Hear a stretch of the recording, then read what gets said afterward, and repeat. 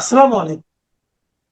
প্রিয় দর্শক, অন্য মঞ্চের আলোচনায় আপনাদের সকলকে আমন্ত্রণ জানাচ্ছি। আজ আমাদের সঙ্গে আমন্ত্রিত অতিথি হিসেবে আছেন জাহাঙ্গীরনগর বিশ্ববিদ্যালয়ের শিক্ষক doctor Rezwana Prince Snigdha. Doctor Snigdha, আপনাকে আমাদের অনুষ্ঠানে স্বাগত জানাচ্ছি। আপনাকে অনেক ধন্যবাদ আমাকে কথা বলার সুযোগ দেওয়ার জন্য, আমন্ত্রণ করার জন্য।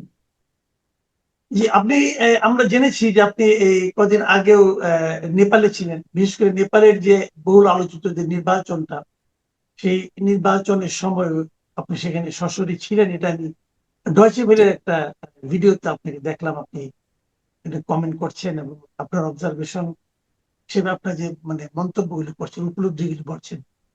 তো আমি আপনার কাছে জানতে চাচ্ছি যে আপনি তো কয়েকদিন আগে আমাদের বাংলাদেশের নির্বাচন দেখে গেছেন, ওখানকার নির্বাচন দেখলেন।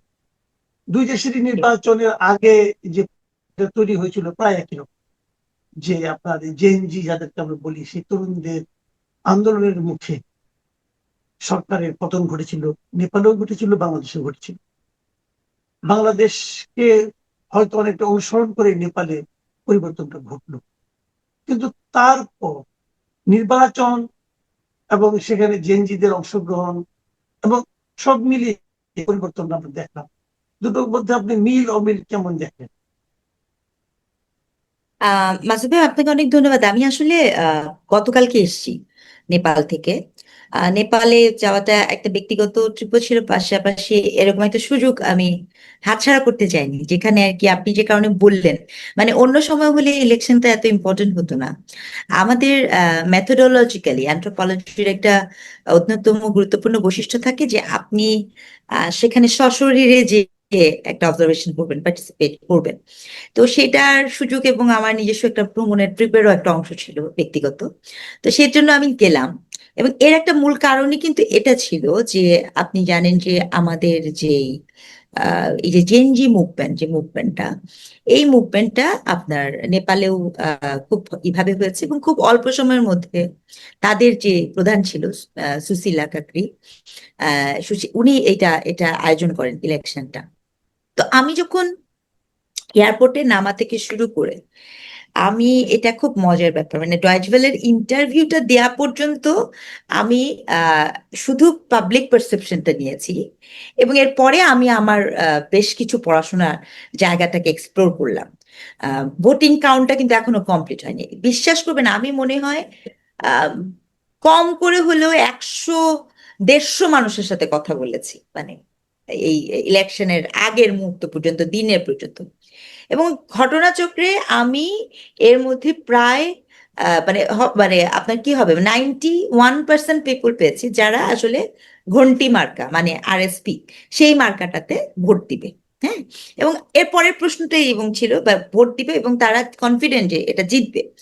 এখন এই নেপালের, এবং আমি আপনাকে ফোনেও বলছিলাম, নেপালের ইলেকশনটা হওয়ার কতগুলো দিক আছে। এখন এইটার তিনটা দিক। একটা দিক হচ্ছে আপনাকে বৈশ্বিক প্যারামিটার দিয়ে ভাবতে হবে, একটা হচ্ছে তাদের লোকাল প্যারামিটার দিয়ে ভাবতে হবে, আরেকটা হচ্ছে যে জিওপলিটিক্যাল আসপেক্ট থেকে ভাবতে হবে, মানে নেপালের কেসটা। এখন আপনি যদি বৈশ্বিক প্যারামিটার ভাবেন, সেটা কিন্তু খুবই ডিফারেন্ট দিকে আমাদের লিড করে। আপনি দেখবেন যে খুব কাছাকাছি সময় 2024-25 সালে আপনার বেশ কিছু জেনজি মুভমেন্ট হয়েছে বিভিন্ন জায়গায়। হংকং এ হয়েছে, ওদিকে দেখবেন তিউনিসিয়াতে হয়েছে, তাইওয়ানে হয়েছে। হ্যাঁ। ওই দিকের মুভমেন্ট গুলো কিন্তু মাসুদ ভাই সাকসেসফুল হয়নি। বাট এই এই এই সাবকন্টিনেন্ট এটা সাকসেসফুল হওয়ার মূল কারণ, one of the major reason, নেপালের মুভমেন্টটা ছিল এন্টি কারাপশন। আপনি দেখেন কতগুলো ট্যাগ আছে আমাদের এখানে, দেখেন বৈষম্য বিরোধী, ঠিক আছে, এন্টি কারাপশন, বৈষম্য বিরোধী। শ্রীলঙ্কাতে, কলম্বোতেও কিন্তু সিমিলার কেস হয়েছে, কাইন্ড অফ নেপালের মতোই। শ্রীলঙ্কার যে কেসটা আছে সেখানে ছিল হচ্ছে আপনার, ওদের ইকোনমি আপনি জানেন যে খুব বাজে অবস্থায় চলে ছিল, সেটা একরকম ছিল। প্রশ্ন হলো আপনার এই কনটেক্সটে আপনি যদি এদিকে আসেন, যে ওখানে ওরা যে দলটা গঠন করেছে, মাসুদ ভাই, তারা কিন্তু প্রথমে আমি ভেবেছিলাম, আমার একটা হাইপোথিসিস ছিল, স্ট্রং হাইপোথিসিস, যে খুব তাড়াতাড়ি ইলেকশনটা হবার কারণেই হয়তোবা ওখানের জেনজি যারা আছে, ওদের যে আরএসপি যে সংগঠনটা খুলেছে, সেটা সেটা যে জিতে যাচ্ছে, সেটা একটা রিজন হতে পারে। এবং এটা খুব বড় বড় একটা সংগঠন, কিন্তু পরবর্তীতে ইলেকশন হয়ে যাওয়ার পরে আপনি জানেন যে ইলেকশন হওয়ার আগে মানুষের এক ধরনের বক্তব্য থাকে, আবার ইলেকশন হওয়ার পরে কিন্তু মানুষের আরো অনেক বক্তব্য আসা শুরু করে। তো যখন পরের গল্পগুলো আমি জানতে চাইলাম, তখন খুব ইন্টারেস্টিং তথ্য আসলো। তারা একদম নতুন একটা পলিটিক্যাল পার্টি ফর্ম করেছে, তারা কোনো পলিটিক্যাল পার্টির সাথে অ্যাফিলিয়েটেড হয়নি। ওয়ারেস নেপালে গত বেশ কিছু দশক ধরে, আপনার ওদের রাজা মারা যাওয়ার পর থেকে, যে কারণে আমি আপনাকে বলছিলাম, আপনাকে আমি স্মরণ করেছিলাম যে ওরা একক সংখ্যাগরিষ্ঠ কোনো দল খুলতে পারে না, সরকার গঠন করতে পারে না। সরকারে সবসময় তাদের অপর পক্ষের সাথে নেগোসিয়েশনে যেতে হয়, যে কারণে তিনটা পার্টি ওখানে খুব ডমিনেন্টলি রোল ওভার করেছে। হ্যাঁ, মাওপন্থীদের পার্টি, কংগ্রেসবাদীদের পার্টি এবং ইপিএল এর পার্টি। আরএসপি হচ্ছে নতুন ভাবে একদম সামনে চলে আসছে। এবং এই যে সারাক্ষণ ওদেরকে আরেকটা পার্টির সাথে নেগোশিয়েট করতে হয়, নেগোশিয়েট করার জন্য হয় কি, কোনো গভর্নমেন্টই মাসুদ ভাই 5 বছর পুরো টার্মই থাকতে পারে না। এটা নেপালের গত 4 বছরের একটা বৈশিষ্ট্য। 5 বছর যেহেতু থাকতে পারে না, গভর্নমেন্ট কিন্তু পলিসি নিতে পারে না। অর্থাৎ আপনার যে একটা লং টার্ম পলিসি নিবে, সেই পলিসিটা নেওয়ার নেপালে সুযোগ হয় না। তো ওরা যখন এবার আরএসপি যখন হলো, তারা কিন্তু বিভিন্ন দলের যারা আপনার ভালো, নিট অ্যান্ড ক্লিন, যাদের এন্টি কারাপশন, এবং ওদের মুভমেন্টের নাম ছিল enough is enough. Enough is enough মুভমেন্টে যারা অংশগ্রহণ করেছিল, ওরা যারা মানে যাদের কোনো নেই, তারা একটা নতুন পার্টি ফর্ম করে। তারা কিন্তু কোনো দলের সাথে জোটবদ্ধ হয়ে ইলেকশন করে না। এটা ছিল তাদের সবচেয়ে বড় ব্যাপার। সেকেন্ড, যেটা খুব ইম্পর্টেন্ট ব্যাপার ছিল, যেটা বাংলাদেশ থেকে একদম ভীষণ ভিন্ন, এবং আপনিও বলেছেন, আমিও বিভিন্ন জায়গায় বলেছিলাম, যে ওরা কিন্তু ওদের যে অলি, মানে যিনি ছিলেন আর কি 4বারের যে প্রেসিডেন্ট, মানে যাকে তারা করেছে, না তো সে দেশ ত্যাগ করে অন্য দেশে গেছে, না তো তাকে পুলিশ হাজতে দেওয়া হয়েছে, না তো সেই দলকে নিষিদ্ধ করা হয়েছে। এবং সেই দলের পরিপূর্ণ এখতিয়ার ছিল, মানে যা বলতে চান আপনি বলেন জনগণের কাছে। এবং মজার ব্যাপার, আমি ঝাপা পাঁচেও গিয়েছি, ঝাপা পাঁচের ইলেকশনটা, এবং দেখেন এই যে ছাপা পাঁচ হলো যে আসনে সাবেক প্রধানমন্ত্রী প্রতিদ্বন্দ্বিতা করছেন, হুম হুম তাই হুম তো? বাদেন আচ্ছা, সাহা একদম, মানে এখনকার যেই ছিলেন, হ্যাঁ, মিস্টার সাহা এবং মিস্টার অলি, দুজন। ঝাপা পাঁচ কিন্তু বেসিক্যালি মিস্টার অলির জায়গা। আপনি এভাবে বুঝেন যে টঙ্গিপাড়ায় যে কেউ তার সাথে প্রতিদ্বন্দ্বিতা করছেন। হ্যাঁ, এটা কিন্তু রাইট। ইস্টের জায়গা না, এটা কিন্তু আপনার ওই যে ওদের বালেনশার যে জায়গা, এরকম জায়গা না। রাদার বালেনশাহ ছিল মেয়র, এবং তিনি কিন্তু 5 বছরের টেনিউরটা কমপ্লিট করে না। এবং আরেকটা ইন্টারেস্টিং বিষয় আমি দেখলাম, এটা নেপালিজদের অনেক মাথার মধ্যে দেওয়ার বিষয়, যে ওনার অ্যাচিভমেন্ট কি। অ্যাচিভমেন্ট হচ্ছে উনি কাঠমান্ডু, মানে দুঃখ লেগেছে আমার, কাঠমান্ডু উনি যখন মেয়র, উনি সেটাকে ক্লিন সিটি হিসেবে করেছেন। পুরো কাঠমান্ডু ভীষণ ক্লিন, এটা কিন্তু নেপালের চিরায়ত রূপ না, খুবই ক্লিন সিটি।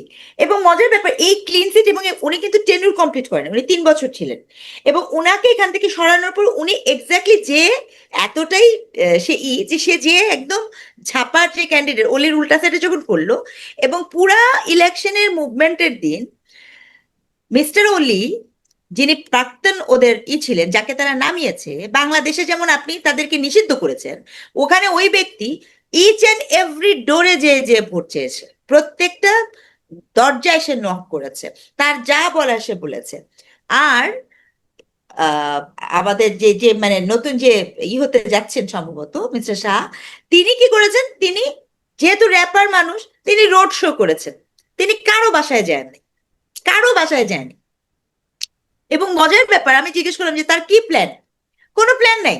এটা কিন্তু আমাকে অ্যালার্মিং করেছে।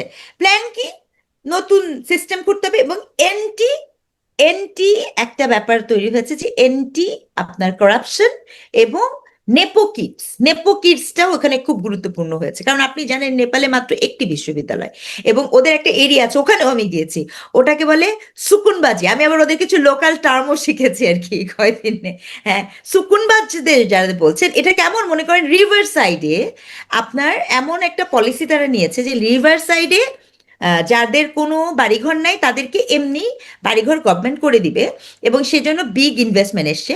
তো এই সুকুনবাজদের আগের এরা কি করেছে, ধরেন আপনার বাড়িঘর নাই, কিন্তু আপনার তো সামর্থ্য ভালো জায়গায় থাকার। তো ওরা কি করেছে যে সবাই অস্থায়ীভাবে ওই রিভার সাইডে বসবাস করা শুরু করেছে, যাতে বাড়িঘর হলে তারা বাড়িঘরটা পায়। এবং ওখানে যেটা হয়েছে, একদম ধনীর সন্তানরা অনেক ধনী হচ্ছে, অনেক সুবিধা পাচ্ছে, তারা বাইরে চলে যাচ্ছে, গরিবের সন্তানরা সেভাবে সুযোগ পাচ্ছে না। আরেকটি ইন্টারেস্টিং জিনিস দেখেছি, এটা আমাকে এত আমেজ করেছে। আফটার দ্য মানে মুভমেন্টের সময় তারা কিন্তু অনেক মানুষকে পুড়িয়ে, মানে অনেক কিছু, লাইব্রেরিটা পুড়িয়েছে, প্রাসাদ ভেঙেছে, কিন্তু মুভমেন্ট যে দিন শেষ হয়েছে, এই যে সুসিলি কাকরির কথা বলছি আর আমাদের 18 মাসের কথা বলছি, এরপরে না তো কোনো হত্যাকাণ্ড হয়েছে, না তো কোনো ভাঙাভাঙি হয়েছে। সবচেয়ে ইন্টারেস্টিং, নেপালে কিন্তু অনেক বুদ্ধিস্ট আছে, আবার হিন্দু আছে, অন্য রিলিজনের যারা রিলিজিয়াসলি যদি করে, কিন্তু ইয়াং জেনারেশন এগুলোর সাথে তাদের কোনো সম্পৃক্ততাই রাখেনি। আরএসপির কোনো সম্পৃক্ততাই ছিল না যে আপনি কোনো কিছু নিয়ে বাড়াবাড়ি করবেন। এবং সবচেয়ে ইম্পর্টেন্ট, আমি আরো খুব অবাক হয়েছি, ট্যাক্সি থেকে শুরু করে আমি যেখানে গিয়েছি মাসুদ ভাই, এটা যে আমাকে কি অবাক করেছে, কি আপনার রিসিপশনের, হোটেলের রিসিপশন বলেন, রাস্তার ছোট ছোট দোকান বলেন, প্রতিটা ছেলে পেলে যাদের বয়স মনে করেন 20 বা উপরে, ভাই এরা প্রত্যেকে পার্ট টাইম কোনো না কোনো কাজ করে, ট্যাক্সি চালায়, ইউনিভার্সিটিতে পড়ে, কলেজে পড়ে, এভরিবডি, এবং তারা নেতা। তারা কিন্তু ওই রাজনীতি করতে নেমে যায় নাই। ডিফারেন্সের জায়গাটা কিন্তু এগুলো অনেক বেশি, মানে এই এই এই এই এবং তাদের একটা স্পিরিট আছে যে তারা তাদের এটা ইনবিল্ড করবে। এই বিষয়গুলো ওখানে খুব গুরুত্বপূর্ণভাবে কাজ করছে, এবং এবারই মনে হয় মানে ওরা একক সংখ্যাগরিষ্ঠ পেয়ে সরকার গঠন করতে চাচ্ছে। আর এর বাইরে একটা খুব গুরুত্বপূর্ণ জিনিসও কাজ করেছে, সেটা হচ্ছে জিওপলিটিক্স। জিওপলিটিক্স কি, নেপালের চিকেন নেক দখল করার একটা আপ্রাণ চেষ্টা আছে চীনের ওই সাইড দিয়ে, এবং ইন্ডিয়ার, অর্থাৎ এখানে সরাসরি চীন এবং ইন্ডিয়ার ইনভলভমেন্টটা অনেক বেশি, যেখানে অন্যদের ইনভলভমেন্টটা ছিল না। কারণ আপনি জানেন যে ওলি সাহেব যে ছিলেন, যিনি, উনার সময় কিন্তু নেপালে একটা মুভমেন্ট হয়, এবং সেখানে ক্র্যাকডাউন, মানে ইন্ডিয়া তখন তার রাস্তা ব্লক করে দেয়, এবং সকল জ্বালানি আপনার নেপালের দিয়ে করা হয়, মানে ওদের অন্তর্বর্তী যে গাছ থেকে শুরু করে সবকিছু করবে, কারণ তার সাথে চাইনিজ একটা কানেকশন বা লিয়াজও তৈরি করার চেষ্টা করা হয়। ইন্টারেস্টিং এটা জানলাম, আপনার ওই চিকেন নেকের বর্ডার দিয়ে চাইনিজই ছিল যে তারা একটা ইন্ডাস্ট্রিয়াল পার্ক করবে নেপালে। ইন্ডাস্ট্রিয়াল যে পার্ক করবে, সেই পার্কটা চাইনিজ ইনভেস্টমেন্ট হচ্ছে। ইন্ডিয়া কি করছে, চীন ইনভেস্ট করছে, খুব ভালো কথা, তার পাশে দিয়ে ইন্ডিয়া রাস্তা করে দিছে, যাতে করে ওই চিকেন নেকের রাস্তা সে দখল না করতে পারে। এটা কিন্তু নেপালে খুব গুরুত্বপূর্ণ। এবং নেপালের মানুষের ইন্ডিয়া যেতে কোনো পাসপোর্ট লাগে না, কোনো পাসপোর্টও লাগে না, ভিসা তো দূরের কথা। বিশাল ইনভেস্টমেন্ট জোন আছে, জোন হাব আছে। সো এই ইলেকশনের এই মুভমেন্টের পেছনে অন্য দেশে কি হয়েছে জানি না, কিন্তু এই যে মুভমেন্টটাও হয়েছে, সেই মুভমেন্টটা আমার কাছে মনে হয়েছে, জেনজি মুভমেন্টটা, এটার পেছনে আপনার ইন্ডিয়া এবং চায়না যে অন্তদ্বন্দ্ব, সেটারও কিন্তু একটা হাত আছে। এটা যে খুব একটা প্রম্পটলি ইসেতে হয়েছে। তা তো করতে হতো না। না, যা হোক, তারপর আমরা মানছি এই দুই জায়গায় দুটো আন্দোলন হলো। আমি আপনার এই কথা থেকে মূলত যে পার্থক্যটা বুঝতে পারলাম আমাদের সঙ্গে তাদের, প্রধান পার্থক্য হলো যে সেখানে নেপালে ডক্টর ইউনূস ছিলেন না, আর আমরা একজন সুশীলা কার্তিকে পাইনি। এটা একটা পার্থক্য হতে পারে। আরেকটা খুবই পার্থক্য হলো ওখানে যারা আন্দোলনের মূল, যাদের হাতে আন্দোলন ছিল, যে জেনজি, তারা আন্দোলনের পরে নিজেরাই রাজনীতি করতে আসেননি। তারা আন্দোলন করেছেন, একটা সরকারের পতন ঘটিয়েছেন, তারপর যার যার জায়গায় চলে গেছেন, এবং তারা একটা রাজনৈতিক দলকে কেবল সাপোর্ট দিয়েছেন। এবং হুম সেখানে একটা নতুন রাজনৈতিক একটা ধারা সেখানে মানুষের কাছে এসেছে, মানুষের একে সমর্থন করেছে। ঠিক আছে, আমরা এটা বুঝলাম। আমরা এই পার্থক্যগুলো আমাদের মতো করে, আমরা অন্যান্য অন্যান্য যারা আছেন আমাদের দেশে, তারাও সেগুলি নানাভাবে ইকুয়েশন করছেন। আপনি সেখানে সশরীরে ছিলেন, এটা আমাদের জন্য একটা বড় অভিজ্ঞতা। আমি এখন একটু অন্য প্রসঙ্গে একটু যেতে চাই, যে এই মাত্র গতকাল আমাদের এখানে বিশ্ব নারী দিবস পালিত হলো। আপনি নিজে ওইটা নিয়ে বেশ কাজ করেন অনেকদিন ধরে।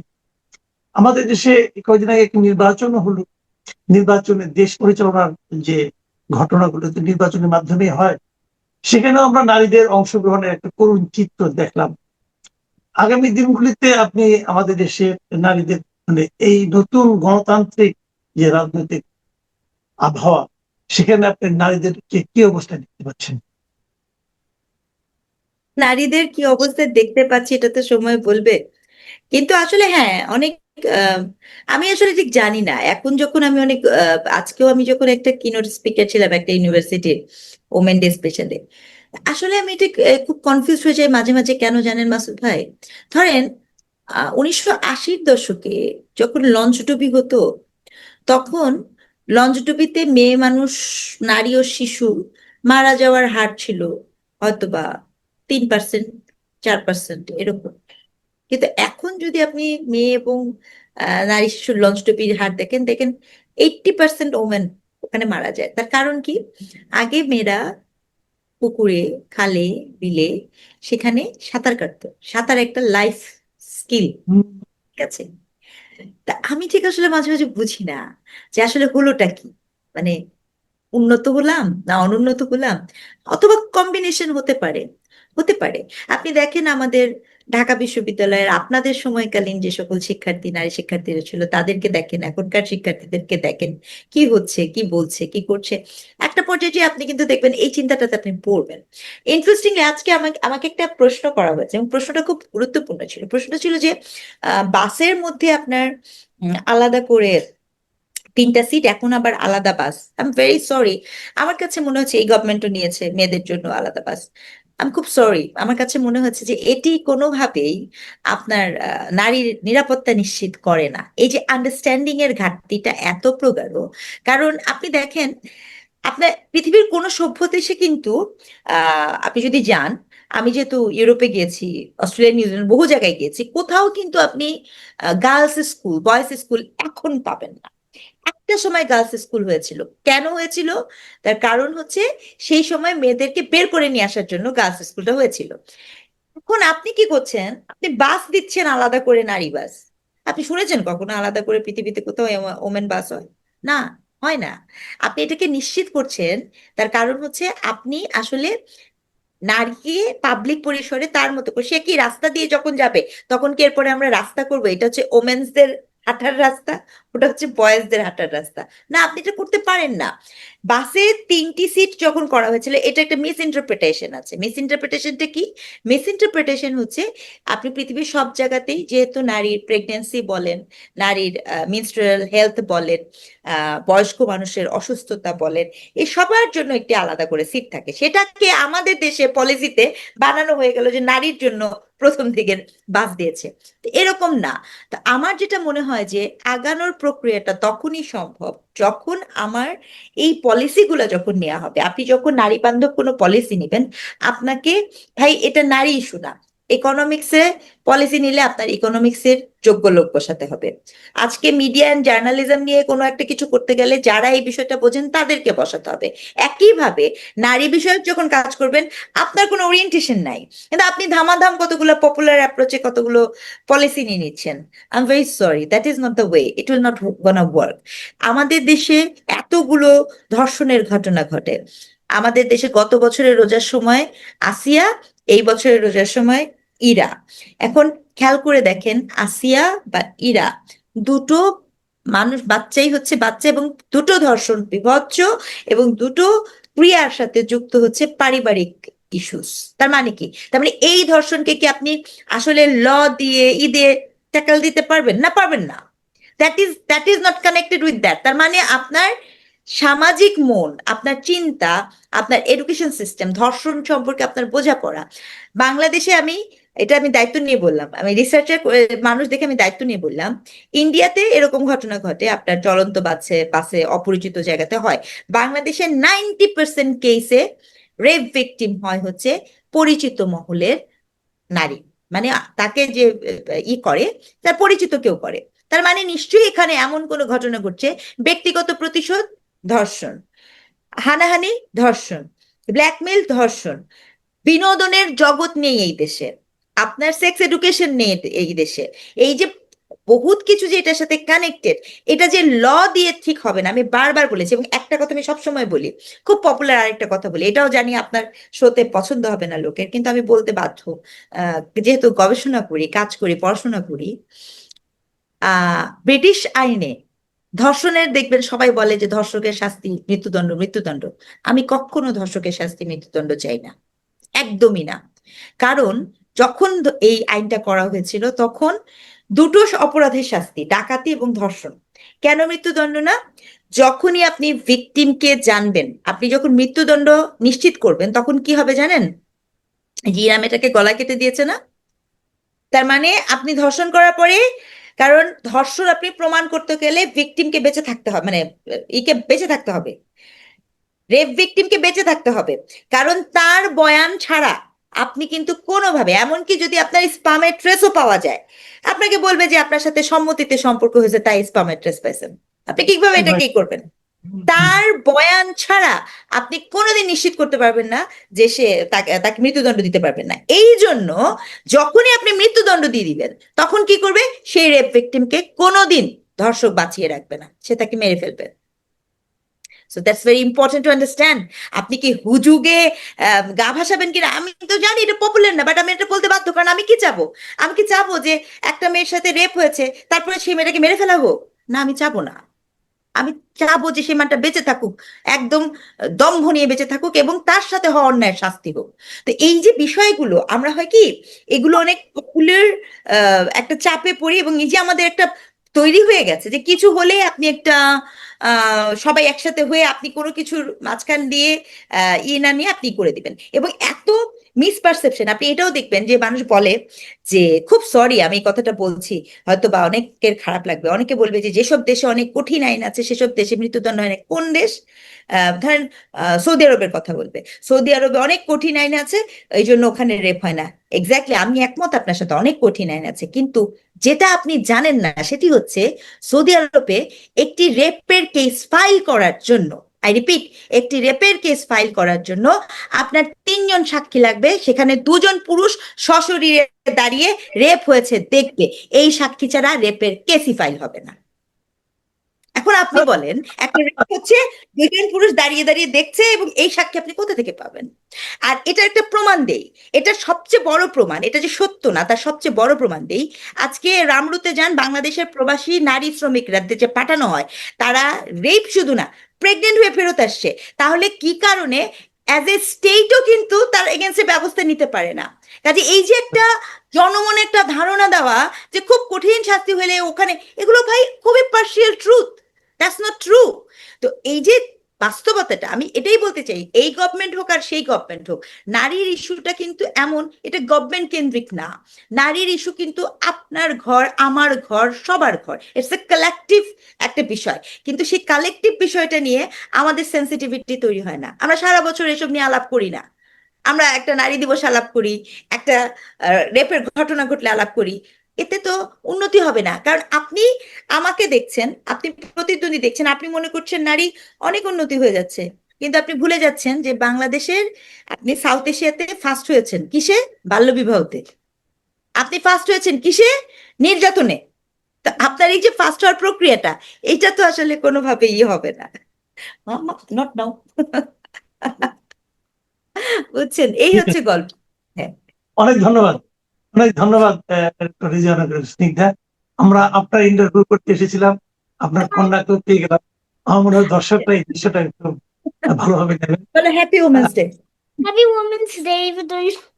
ওকে, ঠিক আছে, অনেক ঠিক, ধন্যবাদ আপনাকে, ভালো অনেক থাকবেন। ধন্যবাদ। আমরা দেখেন, আপনি যে কথাটা বললেন যে আমরা আসলে বিভিন্ন দিবসগুলিতে সেই আলোচনাগুলি করি, এবারও আমরা সে দিবসই আলোচনাটা করলাম। আশা করি দর্শকরা এটা ভালোভাবে নেবেন, এবং দর্শকদের নিজস্ব একটা মতামত নিশ্চয়ই এখানে আছে, তারা সেটা চিন্তা করবেন, মিলিয়ে নেবেন। এখন এই পর্যন্তই। আল্লাহ হাফেজ।